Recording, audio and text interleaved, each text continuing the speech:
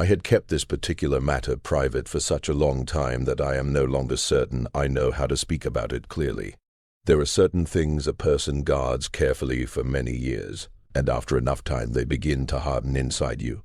Not like a wound that heals and closes, but like something that turns to stone and becomes part of your structure, fixed and unmoving.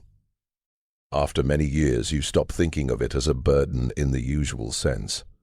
It simply becomes a part of who you are, and then someone asks you to give an account of yourself before you die. You discover that at last you must set the whole matter down in words. I was born on the 4th of September, 1851, on a farm that my father had purchased 3 years earlier in Vio County, Indiana. My father was a man of Scotch-Irish stock, lean in build, careful with his words, serious in his devotion to labor, and deeply suspicious of anything that came into a person's life without effort attached to it. His name was Elias Whitmore, although I did not always understand him when he was alive. Over the long years since his death, I have come to appreciate him more fully. Hardship is the teacher that clarifies the character of those who raised you. I have lived through enough hardship to understand my father in ways my younger self never could have managed. My mother was Catherine Anne née Beaulieu, with French blood on her father's side, something that showed quietly in the shape of her features and the dark color of her hair. She was a woman of firm beliefs and a far warmer temperament than my father. She ran the household with brisk efficiency, something I later recognized as a form of everyday heroism, though women of her generation would never have used such a word for the work they performed. There were 5 children born in our family, though only 4 of us lived to reach adulthood. My oldest brother, Daniel, was born in 1845, 6 years before me. Then came myself in 1851, then Thomas in 1854, and finally my sister Clara in 1857. Between Thomas and Clara, there had been another child, a boy they named Franklin, born in the winter of 1860.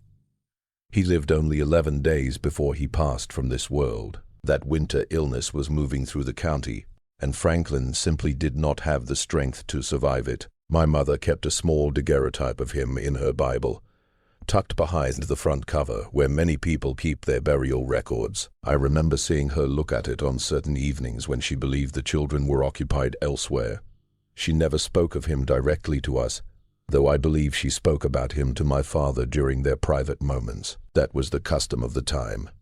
Grief was usually carried in silence and in private, and life was expected to continue as if the loss were something ordinary. The farm contained 80 acres in total. My father cultivated perhaps 55 acres in corn and wheat. There was also a kitchen garden that belonged especially to my mother, and she defended it with a determination she showed toward very few other matters. We kept 2 draft horses, Samson and his gentler companion, whose name I have forgotten, though I remember his calm nature very clearly. We had a milk cow, around a dozen hogs, and a flock of chickens that seemed to increase and decrease with the seasons almost by their own will.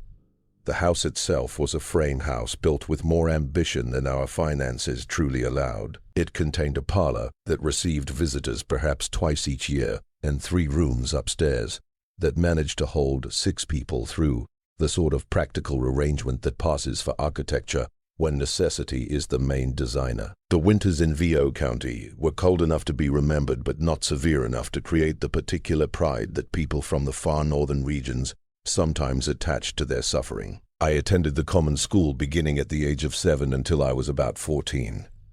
My attendance was not continuous. The school term lasted only 3 or 4 months each year, and the needs of the farm often interrupted my lessons during planting and harvest, when every capable pair of hands was needed regardless of size or scholarly ambition. The schoolhouse was a single room, serving perhaps 30 children of different ages under a teacher who changed quite often. The quality of instruction changed accordingly. I learned to read well, to calculate, and to write in a clear and careful hand. I took to reading with what my father considered an unnecessary amount of enthusiasm. He was not opposed to literacy, you understand. He simply believed that any book not directly concerned with scripture or the management of agriculture was a form of leisure that came uncomfortably close to idleness. My mother did not share these reservations. She kept a small row of books on a shelf in the kitchen, and I read them so frequently that their contents became more familiar to me than the faces of certain neighbors. The war began when I was 9 years old. I believe children of 9 cannot truly understand what a war is, at least not in its early stages, when it exists mainly as agitation, in the voices of men gathered at the village store, and as narrow printed columns in the county newspaper. That confusion does not last long. There, by the autumn of 1861, my brother Daniel had enlisted. He was 16 years old. On his first attempt, the enlistment officer sent him home because of his obvious youth. He returned the following spring with what I gathered was greater determination and was accepted into an Indiana infantry regiment. He sent letters from Tennessee that sounded to me like descriptions of a land so distant from the fields I knew that I could hardly believe it was the same continent. The county suffered as all counties did in those years. Some men returned home, and some never did. Among the latter were families brought to such difficult circumstances that neighbors shared from their own small supplies, without ceremony or discussion, as was simply expected. 3 families within a mile of our farm lost sons in the war. 2 of them died in the same battle in Georgia in the summer of 1864. I never fully understood the details, but the loss left the Henderson family diminished in a way from which they never completely recovered. Mrs. Henderson remained in her bed for a long time after the news arrived, and afterward there was a certain emptiness in her expression that had not existed before. My father said nothing publicly about these losses. He was not a man who made public statements of any kind. I noticed only that he began rising earlier in the mornings and working longer into the evenings. During the months that followed, as though labor were his chosen response to the sorrow of that time, Daniel returned in the spring of 1865 with both legs, both arms, and most of his mind intact, which was more than several families in the county could say. We were aware of this good fortune. He was quieter than before, much quieter. There was something behind his eyes that had not been there before. He left. A kind of constant calculation, as if he were always deciding whether the thing before him might be dangerous. He ever spoke about what he had seen during those 3 years, and none of us asked. He resumed work on the farm as if the war had been only a brief interruption, though he now worked with the intensity of a man who no longer assumed tomorrow was guaranteed. I did not understand that then. I understand it very clearly now. It was in the years after the war ended, during 1866 and 1867, that the matter I have decided to reveal became part of my life. I was 15 and then 16 years old. There was a young man in the county named Eli Fletcher, the son of a farming family, who worked land perhaps 3 miles from ours. He had tried to enlist in the army when he was probably 15 or 16 in 1863. He had lied about his age, convincingly enough to be accepted, but he was discharged in 1864 because of a wound to his right shoulder that left that arm weak and unreliable for the rest of his life. He returned home at about 16 or 17 years of age, and what the war had placed inside him at that young age was something his body and his nature had never been prepared to receive. I will not turn Eli Fletcher into the villain of this account, because that would not be honest. He was not a villain. He was a wounded young man who possessed considerable charm and a complete disregard for the strict customs that governed proper behavior between young men and young women at that time. He was handsome in the way that often leads to trouble. He had dark eyes, quick expressions, and a reckless quality that I, at 16 years old, mistook for something admirable, perhaps courage, or some kind of freedom. I was not ignorant, and I do not believe I was foolish in most matters. But I was 16, and I had not yet gained the particular wisdom that comes only after a person has been hurt deeply enough to learn from it. We kept company for perhaps 5 months. I use that phrase so loosely because it was not a formal courtship. It consisted mostly of stolen moments and conversations, arranged so that they appeared accidental, meetings at the far edge of our property that might have looked like coincidence if anyone had been there to see them. By November of 1867, I realized that I was carrying a child. I cannot provide language strong enough to explain what that knowledge meant to a 16-year-old girl in 1867 on a farm in Indiana. Even at 79 years of age, I do not possess the vocabulary to describe it fully, and I have had 63 years to try to find the right words. I will only say that it was a time of extreme fear and confusion. When I finally told Eli Fletcher about the situation, he received the news, the information with a strange quietness that lasted maybe a minute, and then he told me that he had recently been thinking about moving to Missouri, where a cousin had already started a farm and was in need of more help. He left within the month. I saw him one more time before he went away. At a distance on the county road. Whether that meeting was accidental or arranged by him, I could never decide, and I did not make any effort to find out. He looked toward me across that distance, with an expression that I have never fully understood, and then he continued on his way. And that was the last time I ever saw Eli Fletcher. I never received any message from him afterward, and I did not try to write to him, and after a short while I stopped being concerned about what had become of him. Whether he is alive or dead, I have never tried to discover. My mother discovered my condition in January of 1868. I had succeeded in hiding it for nearly 2 months, which was not a small accomplishment in a house where my mother's attention covered everything and her observations were sharp. She did not cry when she confronted me. She did not raise her voice, which I had partly expected. She sat with me in the kitchen for nearly an hour, and then she reached a decision. And that decision was made without asking my father or consulting anyone else, which is to say it was made with the kind of firm authority that women of that time were forced to use in situations that the official head of the household would likely have handled very poorly. I was to be sent to my Aunt Ruth in Decatur, Illinois. Ruth was my mother's older sister, married to a man named Ambrose Cady, a co-op by trade, who owned a modest house in the town. The official explanation was that Ruth had been suffering from a long chest illness and needed help managing her household because she had 2 small children and could not manage alone without dependable assistance. Before we go further, a brief word. I have released 14 full recordings that will never appear on YouTube. These are voices that are too personal, too raw to share publicly, completely unedited, nothing removed. If you want access, the link is in the description. It is called The Lost Recordings, and getting it helps us continue making these videos. All right, back to the story. I was to remain there until the matter had taken its natural course, and afterward I would return home, and the entire matter would be treated as finished.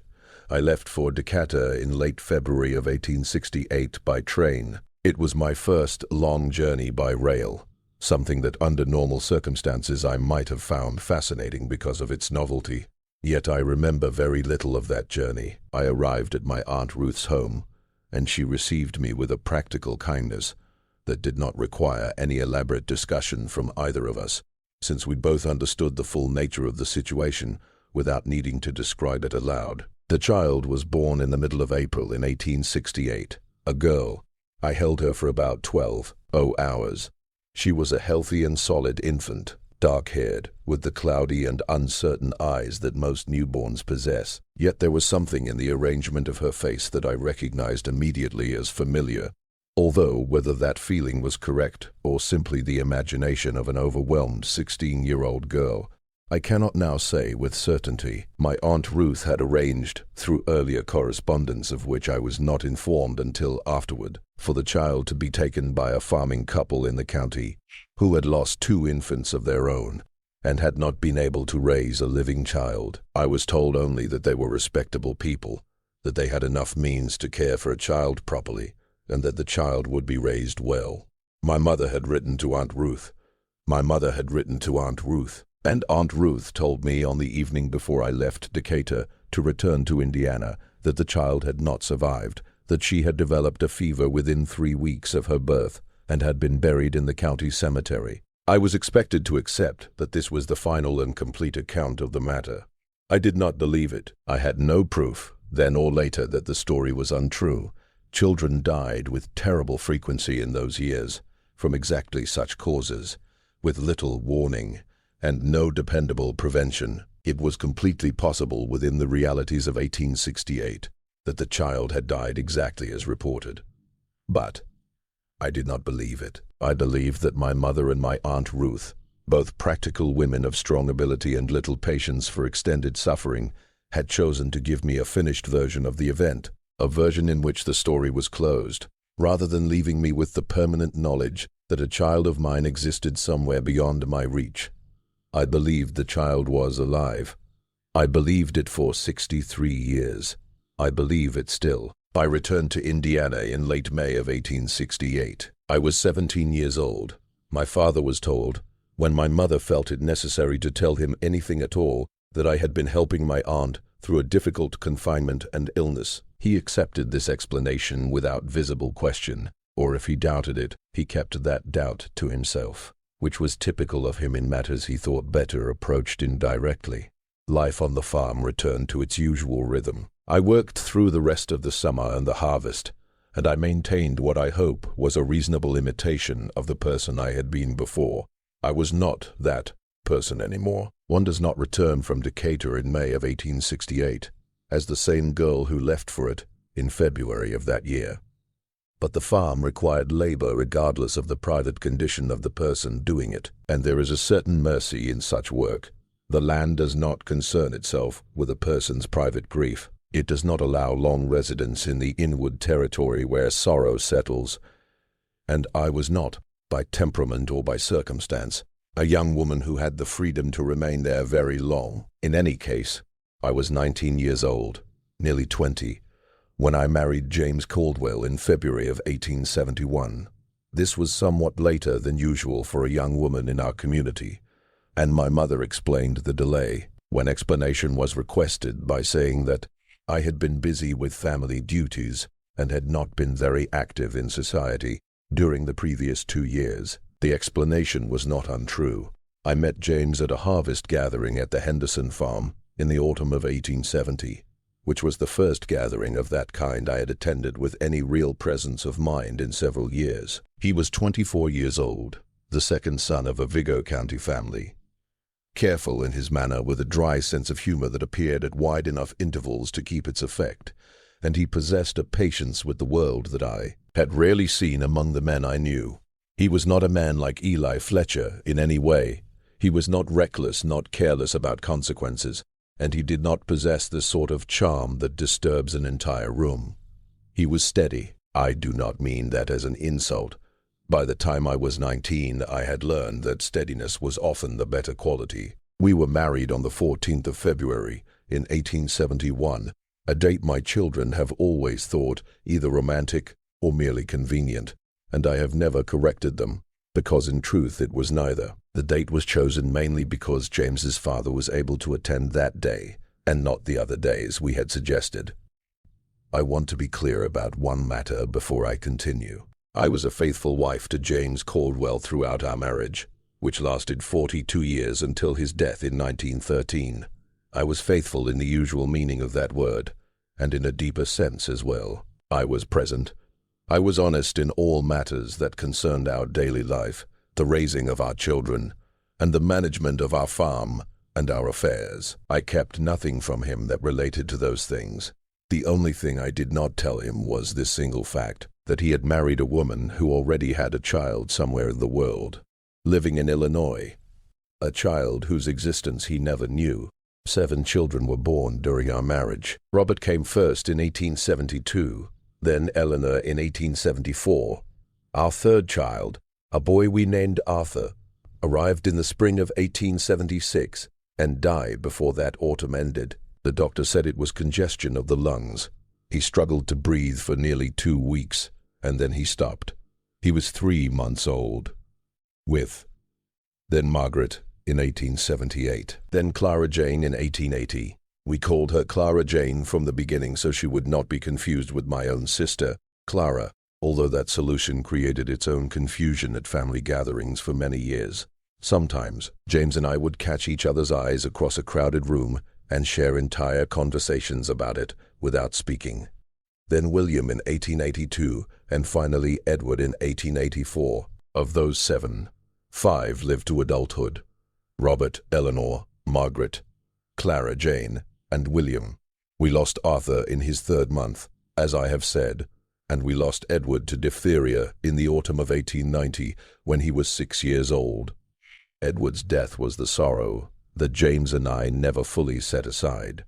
Not completely, in all the years that followed. There is a certain kind of loss that does not simply join the others, but remains separate, sharp, and present.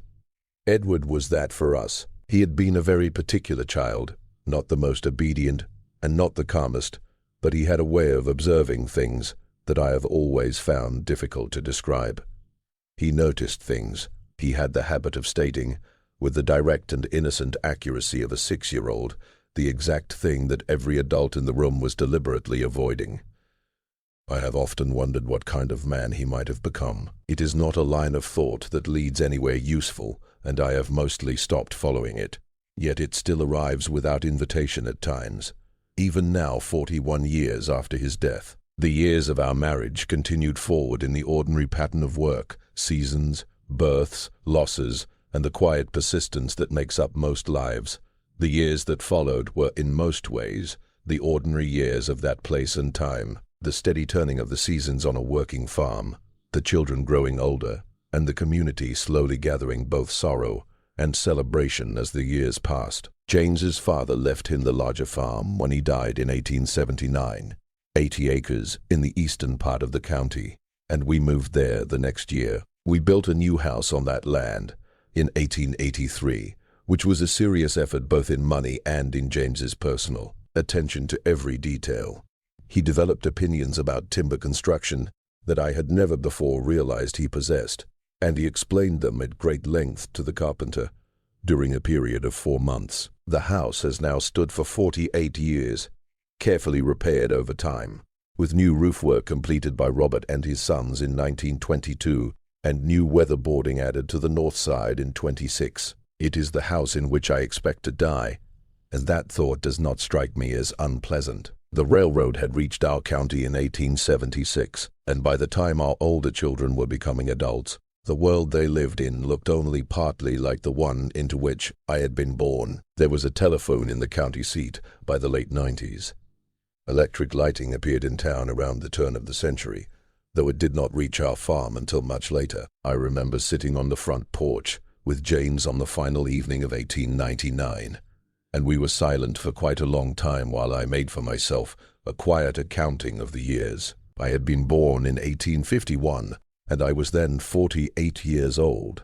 The world I saw from that porch, the railroad tracks, the telegraph wires stretching beside the road, the catalogue from which I now ordered goods that my mother would once have traveled 16 miles to purchase, bore so little resemblance to the world of my childhood that it seemed almost a complete transformation. After a long silence, James remarked that he expected 1900 would probably resemble 1899 in most ways, and that seemed satisfactory to him.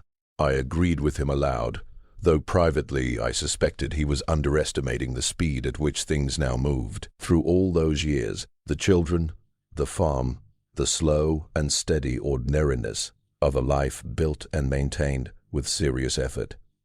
The child I had given up in April of 1868 remained present to me, not in any way I could easily explain to another person, not as a ghost and not as a constant pain, but as a quiet and steady knowledge that somewhere in Illinois there existed a person who had come from my body. There existed a person who had come from my body, and of whom I had given up all knowledge and all claim before I possessed the maturity to understand what such a surrender would cost me in the decades that followed. There were mornings, and I say this carefully because I do not wish to exaggerate the matter, when I would be occupied with some entirely ordinary task, the churning of butter or the hanging of laundry on the line, and the arithmetic of that other life would enter my mind with the quiet insistence of something that is neither urgent nor polite enough to withdraw. She is 7 years old now. She is 11. She is 14 and attending school somewhere in Illinois. Or perhaps not attending school, I had no way of knowing. She would have been 2 years old when I married James. She would have been 12 when Arthur was born and died. She would have been 22 when Edward became ill. She would have been 31 when we built the new house. I could not have told you exactly what she looked like, or what name she carried, or what her circumstances might be, but I knew with a steadiness that did not require proof, and in fact was beyond proof, that she was alive. I made one attempt to inquire in the summer of 1893. I had avoided any such effort for 25 years on the reasonable belief that inquiry could produce only one of two results: confirmation of a death, which I did not believe, or confirmation of a life that would place me in a situation I had no ability to manage. But in '93 I could no longer resist the attempt, and I wrote a letter to my cousin Helen, the eldest daughter of my Aunt Ruth, as Ruth herself had died in 1884. I phrased the letter with as much caution as I could manage, asking whether she remembered any arrangement being made during my stay in Deceive in '68 for a farming couple in the county to receive an infant girl. The reply I received was polite, brief, and entirely unhelpful. Helen wrote that she had no memory of any such arrangement and hoped that I was in good health, and she asked after my children by name, and that was the end of the correspondence on that matter. I believe she understood exactly what I was asking, and that she had been instructed by her mother before her death to keep silence on the subject, no matter what question might someday arrive. I did not write again. In its own way, I had received my answer. There was one moment, and I cannot speak of its meaning with certainty, and I have examined the memory so many times that I distrust my own interpretation of it, when I believe I may have seen her. This occurred in the summer of 1903. James wished to inspect certain agricultural machines displayed at a county fair in the neighboring county, and I accompanied him, as I sometimes did, when the distance was manageable and the weather agreeable. I was walking along the exhibition grounds with my daughter Eleanor late in the afternoon when I noticed a woman, perhaps 34 or 35 years of age. She stood about 20 yards away beside a man I assumed to be her husband, and two children, perhaps 6 and 8 years old, were running through the grass in front of her. She turned her head to say something to the man beside her, and there was something in the angle of that turn, in the arrangement of her face in that brief moment of profile, that stopped me so completely that I halted in the middle of a step. Eleanor asked whether I had become ill. I told her I had grown somewhat warm in the heat. We continued walking. I cannot tell you with certainty that this woman was the child I had given up in April of 1868. The age seemed roughly correct. She might have been 30 or perhaps 40. It is difficult to judge such things exactly when observing a stranger from a distance of 20 yards for perhaps 5 seconds, but I have returned to that image, that single profile, many thousands of times in the 28 years since, and I find myself unable to dismiss it entirely. I am 79 years old, and I believe I have earned certain allowances in deciding what I choose to believe. I told James in February of 1911. The decision came not suddenly, but through a long process of thought that had occupied me at different moments over several years. James was then 64 years old.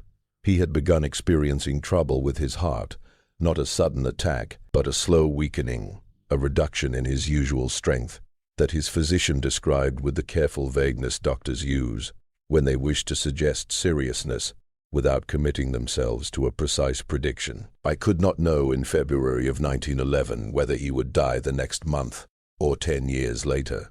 In fact, he lived nearly 2 more years, but I had watched my own father die while holding certain facts about his children that I believe would have changed his relationship with them had he known earlier, at a time when something useful could have been done with that knowledge. I had no wish to discover too late that I had given James the same deprivation. I chose a Sunday evening in the middle of February. The children were grown and had households of their own. James and I were alone in the parlor. He was reading the county newspaper in the chair he had occupied for 3 decades, in exactly the same posture he had used for those 30 years, back straight, paper held at a steady distance, occasional small movements of the lips when some item struck him as especially worthy of thought. I told him there was a matter I had never shared with him, that it concerned the time before our marriage, and that I had kept it from him for many years, not out of indifference, but from a fear whose nature I found difficult to explain clearly. He lowered the paper onto his knee and looked at me with the expression I recognized as his listening face, attentive, calm, without immediate judgment. Then I told him everything. I spoke for perhaps 35 or 40 minutes. I told him about Eli Fletcher, about my Aunt Ruth in Decca, and about the child born in April of 1868. I told him about my belief that the child had not died as I had been told, about the letter to Helen in 1903, and the unhelpful reply. I told him about the woman at the county fair in 1903, and about the 40 years of quiet calculations I had made in private, the child's age at every important moment of our married life, the ongoing reckoning of what she might have become. At certain moments in this account, my voice was not entirely steady. Still, I finished everything I had set out to say. James did not speak for what I estimate was nearly 5 minutes. He sat in his chair with his hands resting on the folded newspaper, looking at a point slightly below and to the left of my face, completely still in the way he became still when he was thinking carefully. It was not an absence, but a concentration. Then he said, and I remember his words exactly, as I have turned them over in memory often enough to smooth them with repetition. "Harriet, how long have you been carrying that?" It was not quite a question in the way he said it. I told him, since before we were married. He nodded slowly once, then he lifted the county paper again, and we spoke no further about the matter that evening. I do not know, in the final accounting, what James truly made of what I had told him. We spoke of it only twice more during the 2 years that remained of his life. The first time, perhaps a month after that evening, he asked whether I wished to attempt to find the child. I told him that I did not keen, which was the truth, and remains the truth even now, and in itself, it served as a kind of answer. He said that if I decided that I wished to follow such a course, he would not stand against it, and he offered no further thought on the matter. The second time this subject returned was in the spring of 1913, about 3 weeks before he passed away. By that time he was confined to his bed. The trouble with his heart had advanced to the point where any steady effort was considered unwise, and he was attended by his physician with great care, though not with remarkable success. I was seated beside him in the middle of the afternoon, and after a long and peaceful silence, the kind of silence that comes naturally between two people who have spent 40 years living close to one another, he reached out and took my hand. He did it quite deliberately, in the same way he did when he wished to say something without using words. He held my hand for a long while, and then slowly his grip loosened, and he fell asleep. In the 17 years since his passing, I have been required to decide whether I consider that moment enough. I believe that I do. I believe that I must, which perhaps comes to the same conclusion. He died on the 7th day of August in the year 1913. He was 67 years old. We had been married for 42 years and nearly 5 months. My children know nothing of this matter. Robert was born in 1872, so he will be 59 this year. Eleanor is 56. Margaret is 53. Clara Jane is 55. William is 49. None of them have any knowledge of a child born in April of 1868 in Decca County, Illinois. Whether they ought to be told is a question I have never fully answered, and I do not expect that I will settle it to my complete satisfaction before the matter is resolved by other means. There is a woman somewhere, if she is still alive, who would be 63 years old this spring.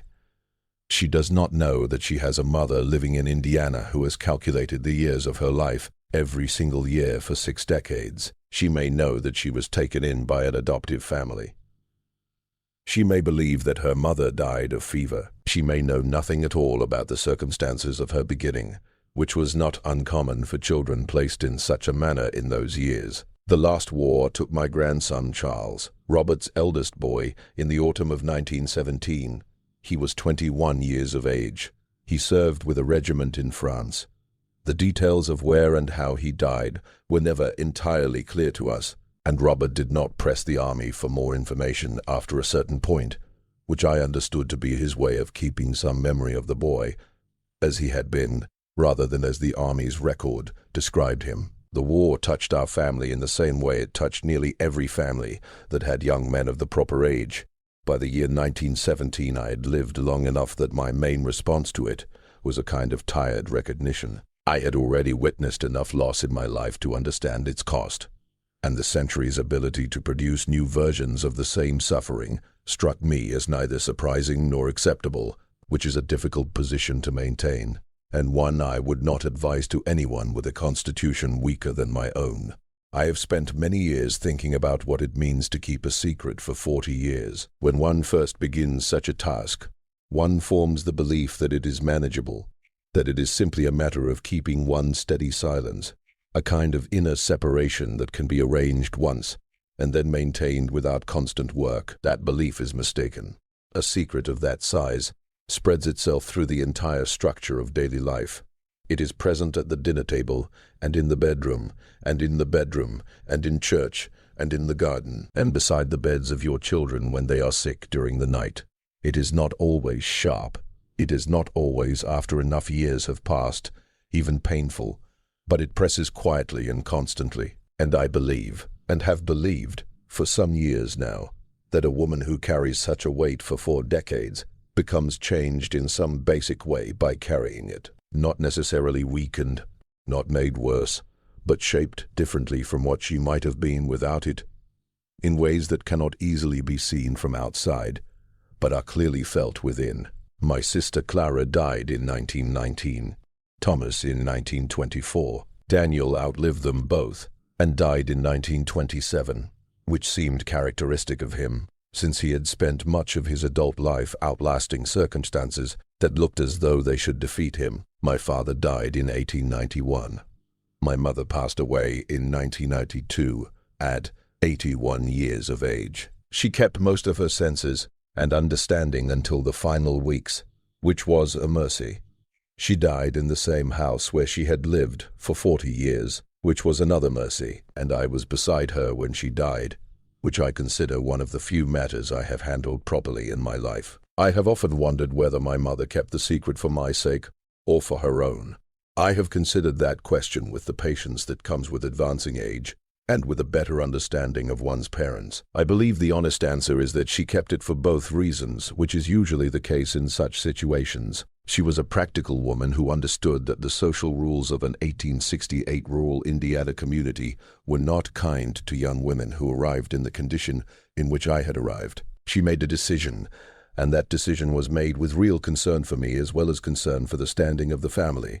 I stopped feeling resentment toward her many years ago. That resentment achieved nothing useful and demanded energy that I could have spent more wisely elsewhere. There is one more matter I will record, since I have already committed myself to telling the whole thing and see little purpose in partial truth at this late hour. I have wondered many times over the years whether the woman I noticed at the county fair in 1903, if she was indeed the person I suspected, was content with her life. I have wondered whether the farming couple who received her were kind people with enough means to care for her well, whether she learned to read, as I learned to read, whether she married a man who was steady and patient, or a man of a less reliable kind. I have wondered whether, if she had children of her own, she was the kind of mother who kept a small photograph hidden behind the front board of her Bible. I do not find these thoughts pleasant. I find them truthful and sincere, and I decided this morning that truth and sincerity were the only purposes of this record. So I write it here, without apology. I am 79 years old. I have lived in the same county in Indiana for the whole of my life, which is no small thing when I see the distances the younger generations now travel without much thought. I have worked a farm through years of good rain and years when the rain was not enough.